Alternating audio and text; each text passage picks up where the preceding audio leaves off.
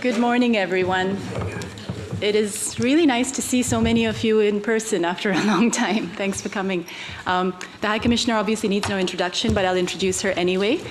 We have here High Commissioner Michelle Bachelet speaking to you as she approaches the end of her 4-year mandate as High Commissioner. She'll be delivering a statement and then, of course, take questions. Liz will be moderating the Q&A. Over to you, High Commissioner. Thank you. I hope this works well because it's like, okay. No, it's not, yeah, that's it. Well, good morning, and thank you all for joining us today in the room and online as well. As you know, after 4 years as the UN High Commissioner of Human Rights, my mandate ends next week on the 31st of August. And the world has changed fundamentally over the course of my mandate. I would say the profound impact of COVID-19 pandemic, the ever-increasing effects of climate change, and the reverberating shocks of the food, fuel, and finance crisis resulting from the war against Ukraine has been 3 major issues. Polarization within and among states has reached extraordinary levels, and multilateralism is under pressure. Important protest movements occurred in every region of the world, demanding an end to structural racism, respect for economic and social rights, and against corruption, governance deficits, and abuse of power, in many instances accompanied by violence, threats, and attacks against protesters and human rights defenders, and in some parts against journalists as well. Some led to real change in the country. In other cases, rather than listening to the voices of the people, governments responded by shrinking the space for debate and dissent. Over the past few months, once the COVID situation allowed me to resume official country visits, I have been to Burkina Faso, Niger, Afghanistan, China, Bosnia, Peru, and Bangladesh. I have been able to see firsthand the impact of climate change, armed conflict, the food, fuel, finance crisis, hateful rhetoric, systematic discrimination, and the human rights challenges around migration, among other issues. The UN Human Rights Office has worked in a myriad of ways to help monitor, engage, and advocate for the protection and promotion of human rights. As I have said before, at the UN, dialogue, engagement, cooperation, monitoring, reporting, and public advocacy must be all part of our DNA. We have worked to try to help bridge the gap between government and civil society, to support national implementation of human rights obligations and advise on reforms to bring laws and policies into compliance with international standards, to expand our presences in countries so we are in a better position to work closely with the people on the ground. We have spoken out in private and public on country-specific and broader issues, and we have seen some progress, I would say. The recognition of the human rights to a clean, healthy, and sustainable environment by the UN General Assembly last month marked the culmination of many years of advocacy by civil society. But I am proud that my office support and strong backing of this movement throughout the course of my mandate. The extreme weather events of the past few months have again driven home powerfully the existential need for urgent action to protect our planet for current and future generations. Meeting this need is the greatest human rights challenge of this era. And all states have an obligation to work together on this and to walk the talk, to fully implement the right to a healthy environment. The response to a triple planetary crisis of pollution, climate change, and biodiversity loss must be centered in human rights, including the rights to participation, access to information, and justice, and by addressing this disproportionate impact of environmental harms on the most marginalized and disadvantaged. There has also been steady progress towards abolition of the death penalty. Some 170 states abolished or introduced a moratorium in law or in practice, or suspended executions for more than 10 years. The Central African Republic, Chad, Kazakhstan, Sierra Leone, and Papua New Guinea are among those who have taken steps to fully abolish the death penalty. Other states, including Liberia and Zambia, are also actively considering abolition. Malaysia announced that it will abolish the country's mandatory death penalty, including for drug-related offenses.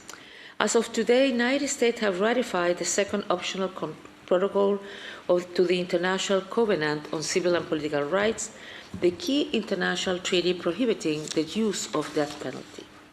Concerns remain, however, about the increased use or resumption of capital punishment in other countries, including Iran, Saudi Arabia, Myanmar, and Singapore, and others like China and Vietnam continue to classify data on its use as a state secret, limiting the possibility of scrutiny. I have, from the beginning of my mandate, pushed for greater recognition of the indivisibility and interdependence of economic, social, and cultural rights with civil and political rights. The effect of the pandemic and the war in Ukraine have brought into stark focus this interdependence. States must draw lessons from the pandemic and the current food, fuel, finance crisis by designing long-term measures to build better and stronger universal public health and social protection systems. Social protection coverage must facilitate access to health care, protect people against poverty, and ensure essential economic and social rights, including food, water, housing, health, and education. I also call on states to adopt proactive measures, including food, agriculture, and fuel subsidies, to mitigate the impact of the crisis. All of this needs to be designed with people as part of the solution, through investment in inclusive, safe, and meaningful channels for debate and participation at all levels.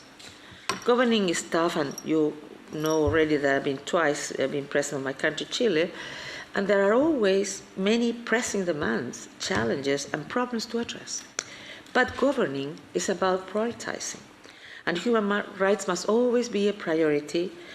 And in many situations, my office has been covering there is a lack of political will to take the necessary steps to tackle a situation head-on. Political will is key, because as I always say, when there is a will, that you can find a way. There is a way. States often invoke their own particular context when faced with allegations of human rights violations and when called upon to take steps to address them. Context is indeed important, but context must never be used to justify human rights violations. In many instances, sustained advocacy on key human rights issues grounded in international human rights laws and standards bear fruit. In Colombia this month, the incoming administration has pledged a shift in its approach on drug policy, from a punitive to a more social and public health approach. By addressing one of the deep-rooted causes of violence in Colombia, this approach could be instrumental to better protect the rights of peasants, indigenous, and Afro-Colombian communities, and of people who use drugs, both in Colombia and globally. My office has been advocating globally for a human rights-based approach on drug policy and is ready to assist. The worldwide mobilization of people for racial justice, notably in 2020, has forced a long-delayed reckoning with racial discrimination and shifted debates towards a focus on systemic racism and the institutions that perpetrate it. I call on all states to seize this moment to achieve a turning point for racial equality and justice. In my office is working on the second report to the UN Human Rights Council on this issue to be presented next month. I have always sought, even on the most challenging issues, to encourage dialogue, to open the door for further exchanges.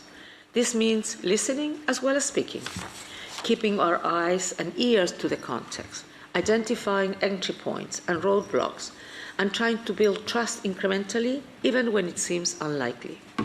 During my 4 years as High Commissioner, I had the privilege of speaking to so many courageous, spirited, extraordinary human rights defenders. The brave, indomitable women human rights defenders in Afghanistan, the determined mothers of the disappeared in Mexico, the inspirational staff working at a health center in Bunia in the Democratic Republic of Congo, serving victims of sexual violence, the wisdom and strength of the indigenous peoples in Peru, who are on the front lines of the impact of climate change, illegal mining, and logging, and defend their rights in the face of serious risk, and the empathy and generosity of communities hosting internally displaced people in Burkina Faso. I found allies in traditional village leaders in Niger who were working in their own ways to advance human rights in their communities.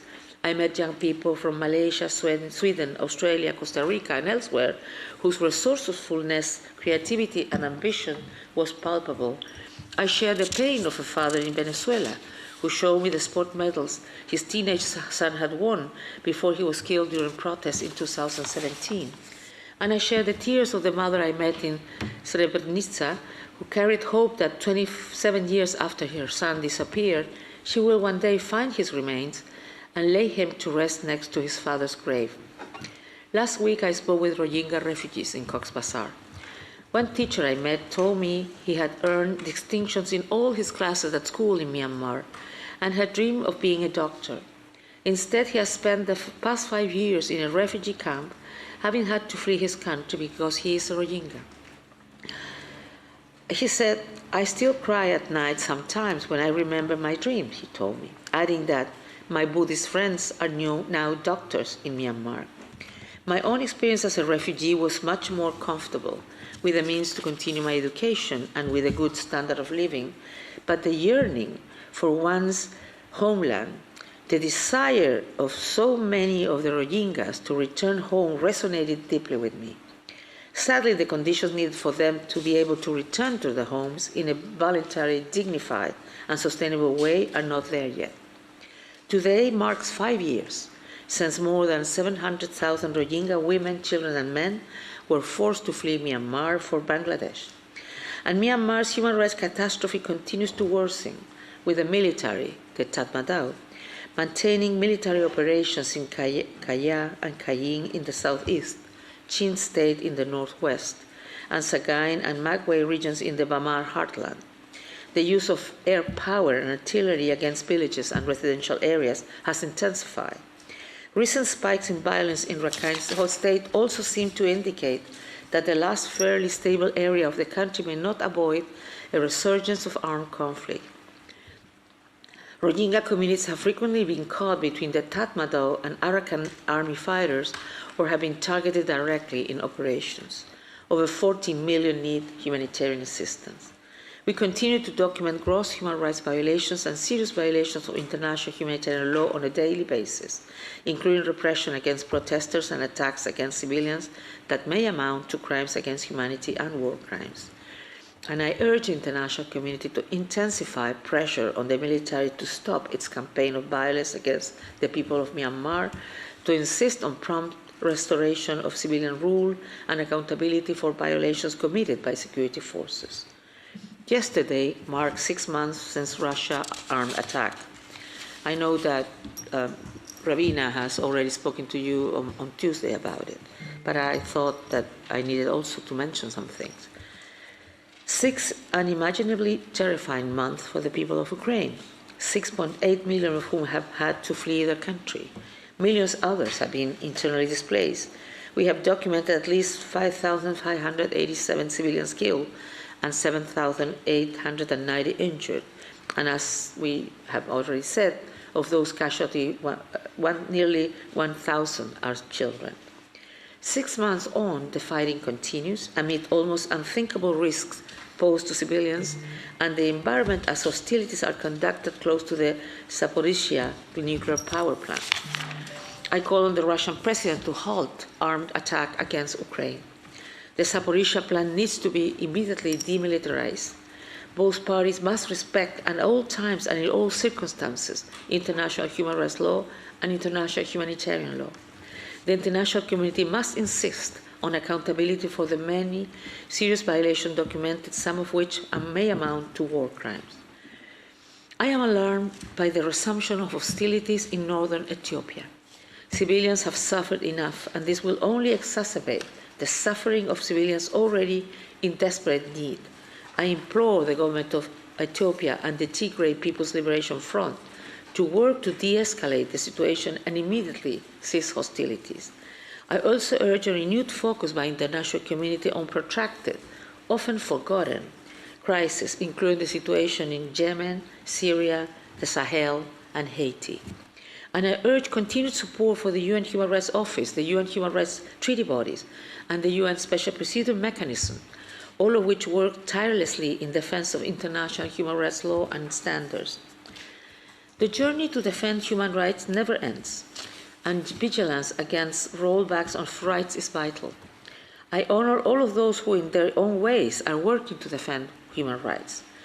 As a woman and a lifelong feminist, I want to pay particular tribute to women human rights defenders who have been at the forefront of social movements that have benefited all of us. They have often been the ones bringing to the table the unheard voices of the most vulnerable. I will continue to stand with you as I return home to Chile. To end, I would like to thank you, journalists, based here in Geneva and across the globe, for the indispensable work that you do. When we in the UN Human Rights Office raise the alarm, it is crucial that it rings loudly. And this is only possible when the world's media get the stories out there. So I thank you. Thank you, High Commissioner. We will now move to questions. We will take two at a time. As ever, we'd be grateful if you could say your name and your media organisation, although we know that some of you are very familiar faces. Just a second to get dry. Oh, right, okay. Well, you okay? I'm okay, I'm okay. Okay, fine. Okay, unexpected. Okay, so I see that Laurent put his hand up first over this side, so please go ahead with your question. Sure, thank you. So Laurent Siro, Swiss News Agency, High Commissioner, thank you for that here. Well, okay. Thank you for the press conference. We're less than 1 week away from the end of your mandate, and yesterday some NGOs have reiterated their call for the release of that report on China. So are you clearly saying that you intend to honor the pledge that you made to release that report before the end of the mandate? And more broadly, what could you have done differently? Not necessarily on China, but are there some instances where you have some regrets, and what could you have done differently? Thank you. Okay, thank you. Over this side, I see that there is Nina from AFP. Thank you, Nina Larson, AFP. Thank you very much for taking my question. I wanted to follow up on Laurent's question about the report on Xinjiang, because your office, you said nearly a year ago that it was almost ready. So we've been waiting. There have been repeated delays. I was wondering if you could say something about why it's been delayed for so long, what kind of pressure you've been facing over this report. And if you are planning on releasing it before the end of your mandate, maybe you could give us some insight into what might be inside of it, because we'd be very interested to know. Thank you. Okay, thank you, Nina. Okay. Well, we are working on the report. I had fully intended for it to be released before the end of my mandate, and we're trying. Well, now we have received substantial input from the government that we will need to carefully review, as we do every time with any report, with any countries. As I have said before, the issues are serious. In my meeting with high-level national officials and regional authorities in Xinjiang, I raised concern about human rights violations, including reports of arbitrary detention and ill treatment in institutions, and the report looks in depth onto these and other serious human rights violations concerning the Uyghurs and other predominantly Muslim minorities in Xinjiang.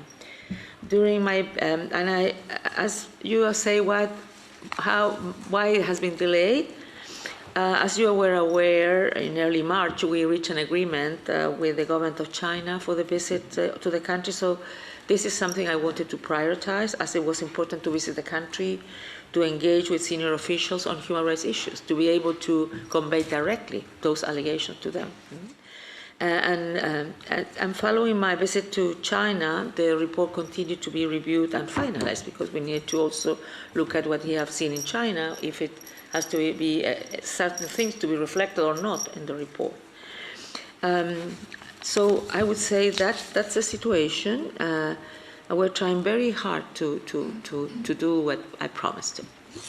What would you have done differently? What we have done differently in globally? Well, I mean, I've always, in every situation that I had to deal with, I always had to have to analyze which was the best way to get outcomes, positive outcomes of it. So in sometimes I understood because of the gravity of the situation, because it was urgent, I needed to speak up. In some other situations, I thought it was very important, sort of preventing, if I would use that word, diplomatic ways in terms of privately discussing, not privately in terms of secret, but I mean in meetings to discuss with governments or to send letters to ask for situations of allegations we have received or people who have been detained. But some other times, when we knew, for example, that somebody could be executed in the next hours, I will call directly the government or whoever, or the mission, because sometimes we couldn't speak directly to the capital, to raise our concern and to ask to stop that execution, to halt this execution. Sometimes we succeeded, sometimes not. Unfortunately, they have already been executed when we had information. So if I could say, yes, I would have liked to do more. If we hadn't had the COVID-19 pandemic, I feel that limited so much my capacity to be on the ground, to discuss with our colleagues first, and then with governments, with civil society, to be able to go to many more places. So that was really something that it was not my fault, but I felt like something I would have loved to have more possibility to go and to visit more countries. And that's why, since we were able to resume, we tried to cover different regions of the world. But to be honest, the work on human rights never ends, never ends. And sometimes when you feel that, and it happens, I mean, at the UN we work on our common agenda and trying to find how, and the common agenda isn't the Secretary General, but it's the whole UN's common agenda, where we try to say how we solve the problems in the world, what needs to be done. And when everybody was agreeing on this, comes the war in Ukraine. So it's really sometimes very frustrating to be able to advance much more. And sometimes you feel that the world is not getting better, any better. And you try to think, and something that I always try to do is try to think what can work. And for example, in many of these situations, Myanmar, for example, I look at the human rights situation, but I know that unless there is a political transition, human rights will continue to be violated. So I always try to look at things and said, which could be the incentives for the parties to do the right thing? So I not only, if I would say, counting the human rights violation, but also trying to think broader, to think what can really work, so we can work as a UN and with the international community to convince it to do A, B, or C.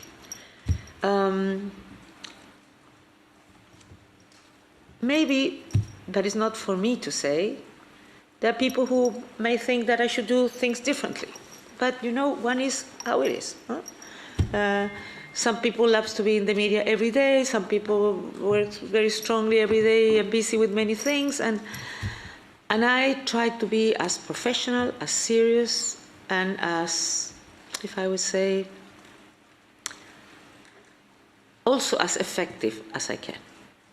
Because I always said I'm not interested in being the historian of human rights. I mean, that's very important, but that's for other people to do that. I want to have outcomes.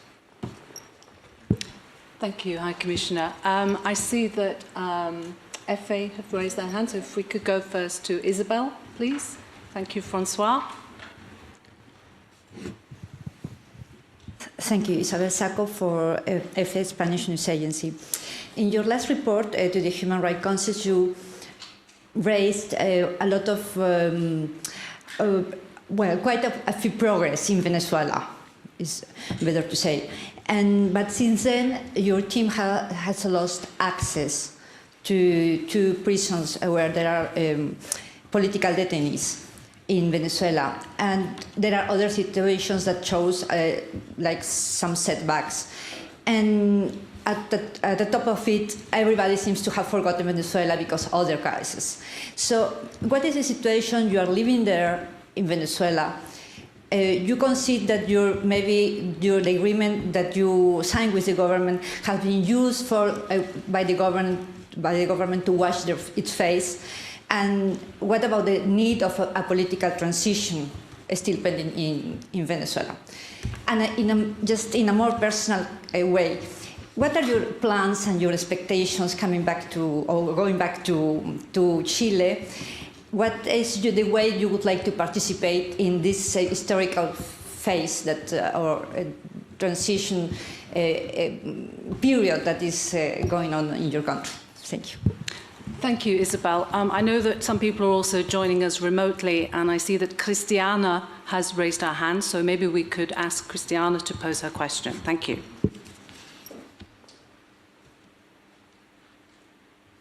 Yes, thank you.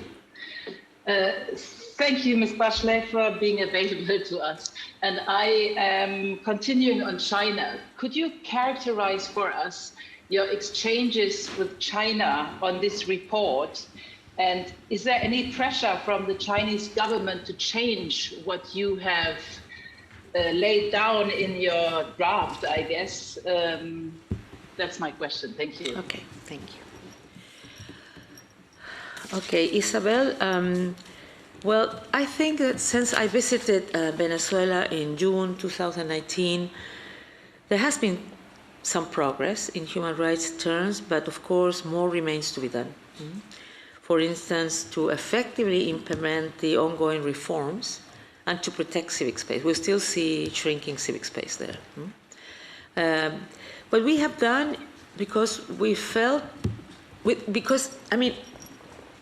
what we managed is to build cooperation and trust with authorities, civil society, and victims over the past 3 years. And we had nothing before. We were out of Venezuela. And now we will be able to have 16 officers, human rights officers, and people there. And we're working in the idea, hopefully someday, to have an MOU to have a full-fledged office there. What has helped us? It has helped us to be able to work directly on the ground with victims, with family of victims, with lawyers of victims. We have been able to visit prisons. Due to COVID-19 restriction, that access was limited, restricted. But we hope this kind of things will change in the near future.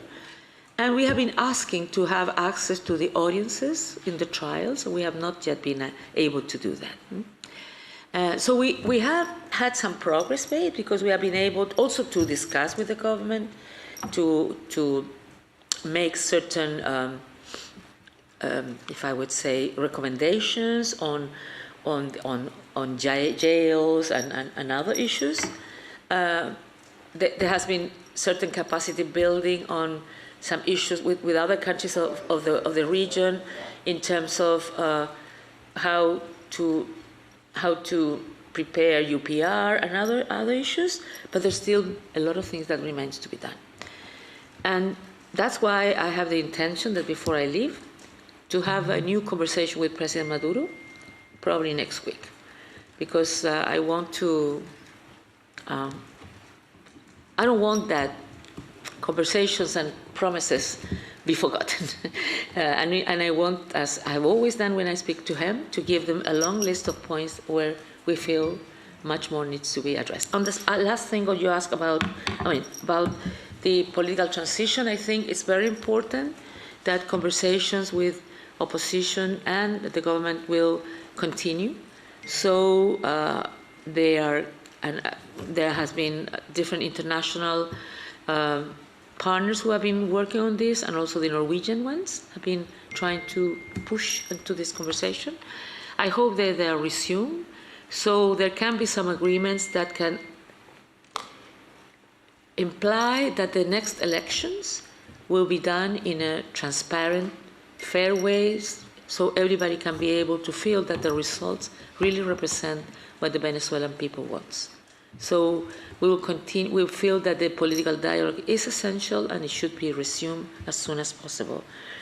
But as you say, it is not now in the it's not a spotlight now on the issue by many member states. And also you have seen that some countries have started to buy the oil in Venezuela or to lift the sanctions. Not lift the sanctions, but amidst the sanction to start buying oil. So I guess this is also a product of the war in Ukraine. Which are my plans? I have no plans yet because until the 31st of August, I'm the High Commissioner. And I'm focused on that. But again, I think I will never be able to go back, and this is nothing, it could sound like stereotypical, but I always say I'm not going to go back to be knitting. First of all, because I don't know much how to knit, but it's not my, I'm always being interested in what happens in my country, but also worldwide. And I will be available if needed, not for a post, nothing for 24/7, but to help in any dimension that I could be of help, that my experience could be helpful. How will we participate? I have said it in Peru, so I think I can say it again. I will vote on the 4th of September here in Geneva, and I will approve. I will vote for approval to the new constitution, because I think that will mean to advance on the situation in my country. I should tell you that on the 1st of September, when I'm not going to be anymore the High Commissioner. I know that, but I already said it, so it would be ridiculous that now and I've said it in my country as well, so, and everybody knows that I will do that, so I prefer to answer to you honestly. On the issue of exchanges with China, with these reports and pressure to change, well, we have shared the findings with the Chinese mission, and there are typical internal processes, and where a normal practice is that we share either the report, the findings with the governments for comment. When they review carefully, we receive the comments or facts, we review the comments and take on board any factual comment as appropriate. So we will be doing so. Am I being under pressure? We're always under pressure from various sides, from all sides, if I would say, in all situations. Not only member states, but also civil society, as you remember. But our work is guided by human rights methodology and the facts on the ground, and objective legal analysis. So in this case, I have never been under tremendous, I have been under tremendous pressure to publish or not to publish. But I will not publish or withhold publication due to any such pressure. I can assure you of that. Okay, thank you. We'll go for another round of questions. I see that Gabriela has her hand up. Gabriela. Thank you very much. Gracias, Alta Comisionada, por estar aquí. In contrast to Gabriela Estomayor, Mexico. Yes. Gracias. In contrast to what Colombia is doing in drug policy, in Mexico, the government's strategy to defeat drug traffickers is a strategy called abrazos no balazos, that is, in English, is hugs, not bullets. Then another president started the war on drugs, and none of these strategies had worked. Now the government wants to militarize public security. The government wants to transfer the National Guard to the Defense Ministry, so it's going to be no more civil National Guard. So what scenario do you see with the empowered cartels, a military presence in a country with 100,000 disappeared, an average of 75 intentional homicides per day, and with 15 journalists murdered this year alone? What is your view? Thank you very much. Thank you, Gabriela. I think on this side, did I see Jamie put his hand up?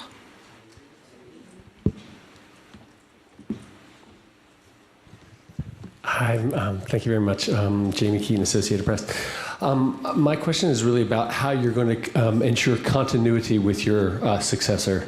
It looks like you're headed towards the end of your mandate without a successor that we know about? Maybe you could tell us if you know anything about who might replace you. And you say you have no plans. I mean, it's, you want to hold countries to their promises and their conversations that they've had with you. So how are you going to ensure that your successor, particularly with the case of China, which you said, you've established some mechanisms to continue dialogue with China. How are you going to make sure that that's actually respected if we don't even know who your successor is going to be, and will you keep an eye on what's happening even after you've left office? Well, first of all, I want to say that I recognize Mexico's public security challenges.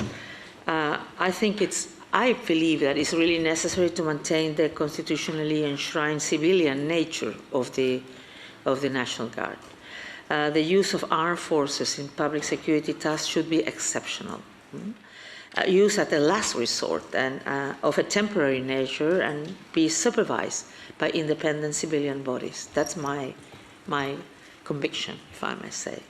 My office reiterates its readiness to continue providing technical assistance to a strengthened civilian institution, as well as to, what we say, improve transparency and accountability. You mentioned rightly so, when I went to Mexico, at that time the numbers of people that had been disappeared were 50,000, and now we know that it's even more than 100,000. So I think that steps that the government has taken to address this issue are positive steps. I will welcome those steps. It also was important that they accepted, first of all, the visit of the Committee of Enforced Disappearances, and I think it will be really important that this recommendation will be implemented.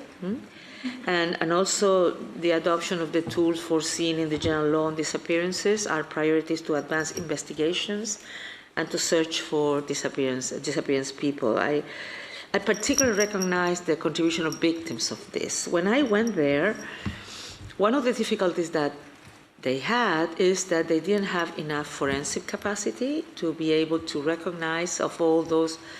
I mean, there was 50,000 people who disappeared, but they had like 43,000 remains, if I may say, and there was no capacity at that time to be able to analyze those and come into certain possibility of identifying victims. There has been, I think, an important effort done by the government, but also with the international community to support that capacity. So countries from Europe, Argentina, and others have helped to build that capacity. So I hope there will be the political will, and I know that authorities linked to human rights have been very active on trying to push forward on that. We also know that it looks like there is a recent report issued by the government on the status of the Ayotzinapa case. Well, I don't know, and I know that there's a judge that has said that they are already in the possibility to progress on that. I don't know the details, so I cannot say if it's going in the right direction or not, if I may say. But what we will continue is to provide technical assistance, what we have been doing from the beginning, to advance accountability and right to truth in this case and now the other cases. We're also very alarmed because of the the violence on journalists. You mentioned 11, yes. We have 12, I don't know, maybe 12 during 2022. And so that's why we did made an assessment a couple of years ago, or 1 year ago, on the protection system. And I think I want to reiterate the need for strengthening accountability and the protection mechanisms of human rights defenders and journalists in line with the result of the diagnosis that we share with the government.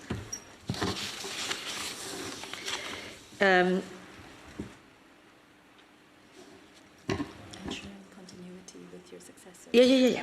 First of all, I think you wanted to know if I have any particular news, but what I know is that the process is going on, and I couldn't tell an exact date when a name will be announced. I think the UN is really interested, and Secretary General really interested do it as soon as possible. But you know, this thing has to be done very seriously. I mean, the only thing that I know that a lot of people apply. Many people. Some people talk over 50, I'm not sure, but something like that. But these are rumors. I don't have that's what I heard. And I know some people have called me and said that they wanted to apply, what I think, or they asked me, oh, we apply because we want to continue the way you're doing things, etc. But because I don't know in the interviews how we will do, I will not give any names just in case. I mean, anybody who comes will have its own approach to how he wants to develop his task, if I may say. But what I have decided, and I have spoken to Secretary General and to the DSG as well, that she's also working on these issues, that I will be available to discuss with my successor on, I mean, there are things that you never know before you come here, huh? The way everything works and so on. So I will try to, on one hand, give my opinion, my impressions, my idea of what works better and what doesn't work, but independently that every person has his own way of doing things. And I will give recommendations and suggestions on how to do. But I will, of course, respect what anybody will decide. The only good thing I will have to say is that the Secretary General has been always very respectful of the independence of this mandate. Every time there's issues, he always tells me, no, you are independent, you do what you think is the best thing to do according to what your office has analyzed and defined. So I'm sure that the next person, I hope in September, I mean, September is next week, maybe not the 1st of September, but because the process is the following. The people applies, then there is a group of people in the office that is the Secretary General who looks at all the curriculum and the, if I would say, the profile and requirements that were asked for people to apply and see who met them or not. And then they make a shorter list. Imagine 15 people. I don't know the exact number, but approximately. And of those, they are interviewed by a panel. And this I had the same situation. I was interviewed by a panel with many other people, and then this panel will give a shorter list to the Secretary General, three or five names, and I hope that will be pretty soon. And from there, the Secretary General will have to look at who he feels that he or she are the best people to come into this office. And then, because this has to be approved by the General Assembly, what usually happens is that they discuss or they talk to the relevant members, to all, I mean P5, but also to all the groupings, African, Arab, G77, to all the groupings, because nobody would like to bring a name that is rejected in the General Assembly. I mean, if this is a very difficult task, so you need to have the approval. And usually it's not by voting, it's by acclamation. So it's always good to ensure before that the name that will be put into a General Assembly, it's going to be accepted. That's the usual way, and I think it will be the same now. And then the General Assembly will either, I hope for acclamation, the next person. The only other thing that I know is that there's not a need to be either a woman or a man, because in this post we have had enough women and men. So it doesn't need to be, it's not a gender clarity, what could it be? And secondly, neither a region, a specific region, because if, I mean, not every region, but the majority of the regions have been already represented in this post. So I just wanted to share with you the information that I have. Sorry that I don't have more interesting information. Thank you, High Commissioner. We're very pushed for time because there is another press conference in this room. So I'm going to take BBC on this side quickly, Reuters here on this side quickly, and then Bianca on this side. Very short, very quick, because we have another press conference. Madam Bachelet, 2 questions, very short. First of all, appreciate the detail about the appointment of your successor. Are you at all concerned, though, that there's going to be a void at the top of UN human rights right at a point? You know, the world's in a difficult space right now. Second, if we could just quickly return to China. All of us in here, I think, know how challenging it is to get even a visit to China, and that you know, that can be viewed as an achievement for UN human rights. We were a bit surprised, though, at your closing press conference, the language that you used when you talked about vocational training centres and so on. I just wonder whether you regret using that particular terminology at the close of that visit. I didn't understand the first question. Can you repeat it? Will there be a void? Are you worried that there will be a void at the top, like a vacuum of leadership in between High Commissioners? Ah, okay, sorry, okay. Okay, and then Emma on this side from Reuters.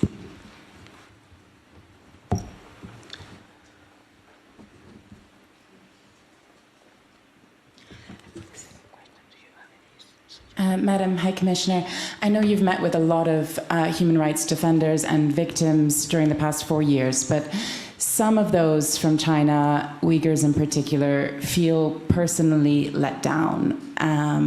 Some of them that I spoke to said that they don't feel that they've had sufficient access to you personally. I was just wondering how you would respond to them at this time. And secondly, Reuters reported last month that China had lobbied you personally, getting other states on board in a letter that asked you to not publish the report on Xinjiang, basically asking you not to do your job. What is your personal reaction to that? And did you write back to them? Thanks. And the final question on this side from Bianca.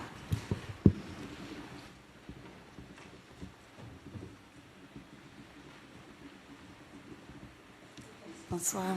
Thanks, Liz, Ravina, and High Commissioner. Yeah, Globo, Bianca Rotier from Globo TV. So my question is on Brazil. Could you briefly evaluate the situation of human rights in Brazil, comparing when you started your mandate and right now, especially when, is it better or worse, the situation there? And especially when we talk about the risks to democracy.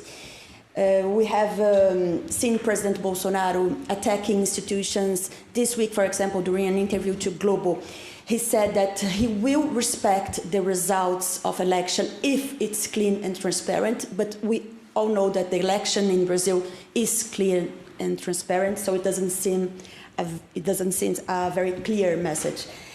In your last opportunity here with us as High Commissioner, what message would you like to send to President Bolsonaro? Many thanks. Okay. Well, I don't think it will be a vacuum of leadership because there will be somebody OIC and they will continue working on these issues. And also we will continue doing whatever is needed. We have a very strong communicational group that they are always, and very strong colleagues who are always monitoring the different situations where we need to speak out. So I don't think there will be a vacuum. And I think that there will be, the UN will try to have a successor as soon as possible because of the importance of all of these issues. I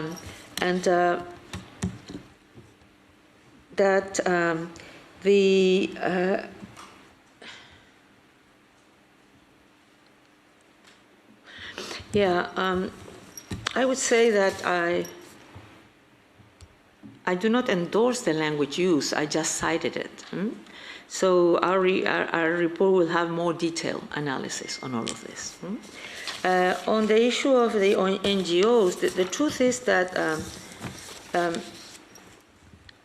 my team has had for many years a very fluid relation with the NGOs and with victims and that have alleged all kinds of situations. And I and my team spoke to a number of them prior to my visit.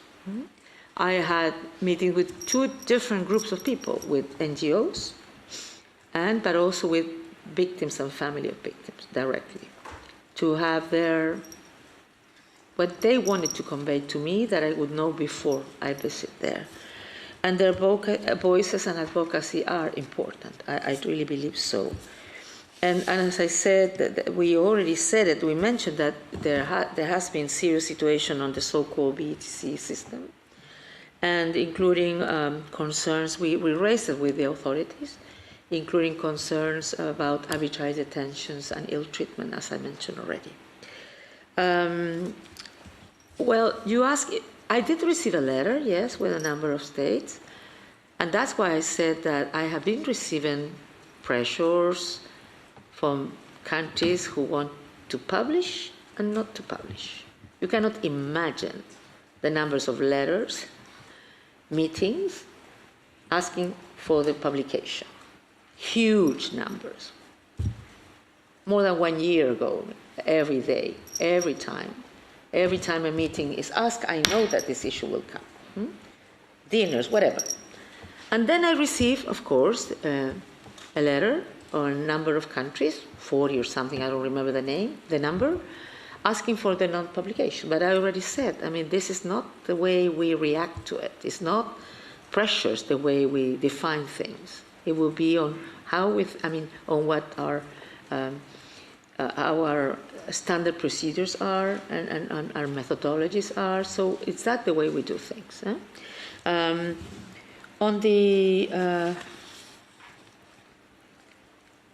the global TV on Brazil, well, I think there's a lot of very difficult situations in human rights situation in Brazil right now.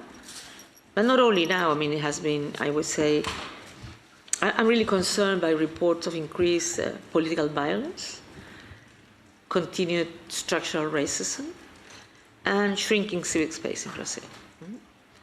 We are following closely the respect for fundamental rights and freedoms in the lead up to, during, and after the election. And we are also supporting UN country team on analysis and prevention work on key human rights issues, including hate speech. Having said that, I feel that attacks against legislators and candidates, particularly those of African descent, women and LGBTI people, are of concern. The UN Special Rapporteur on Freedom of Peaceful Assembly and Association in his recent country visit to Brazil in March this year, expressed his view that political violence poses a serious threat to political participation and to democracy. But I think that President Bolsonaro has intensified his attacks on the judiciary and the electronic voting system, including during a meeting with ambassadors in July, which sparked strong reactions, as you know. And the president, what I think is more concerning is that the president has called his supporters to protest against judicial institutions on 7th of September, the day of the 200 years anniversary of Brazil's independence. And that has made that opposition parties have postponed the demonstration that they had on the 10th of September to prevent clashes. I mean, they're not going to do it on the 7th, they're moving to a 10th to prevent clashes. I have to say, as having been a head of state should respect other powers, should respect the judicial power, should respect the legislative power, should not be voicing attacks against others, because it's essential for a president of the republic to ensure democracy. And democracy is to respect the different powers. And I think it's really not a good decision, because you are in the middle of an election, and particularly because you are in the middle of an election. Because sometimes you cannot agree with decisions of our powers. See? You respect them, and you can say you don't agree with them if it's needed, but you respect them. But you don't do things that can increase violence or hate against democratic institutions that should be respected and strengthening, and not trying to undermine them through, strong political speech. I mean, during elections, there is, in any country, and we have seen it in many places, usually violence happens. And when you are either a candidate or a president who is a candidate, you should be very, very careful on trying to ensure the best possible conditions for people who can feel safe to go to vote. And in that, and I know, for example, that in July, one policeman, supporter of Bolsonaro, killed a Lula supporter. It's not that there has been thousands of these cases, but these cases shouldn't happen. And when a leader start, if I would say, using a language that can be used in the wrong direction, I think it's very bad, really bad. And I said not only as High Commissioner, but as somebody who feels that the leaders, be it president or parliamentarians, need to ensure that the country is able to progress in a way where dialogue, where respect for the others exists. Because that's what democracy is about. It's about everybody have the possibility to speak, to say, to discuss, to defend their positions, but in a respectful way. That's what I think. Thank you, High Commissioner. I'm really sorry we're out of time. We appreciate all the interest, and we're sorry that we weren't able to get to all the questions, both from you here in the room and also those of you who were joining us online. Do feel free to reach out to us, and we will try to answer any of your further questions. So thank you all for attending. Thank you, High Commissioner, for this press conference. I'm sorry because I'm Latin American. I used to answer very long. I'm not the short kind. I'm sorry. I've always been like that. I'm sorry. That makes the time shorter.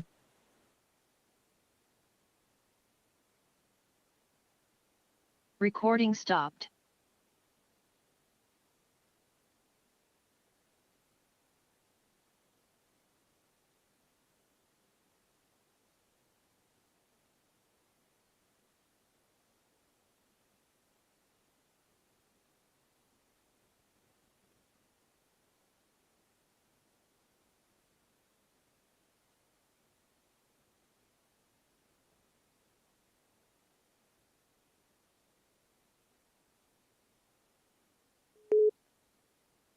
If you are the meeting host, please enter your host key followed by #.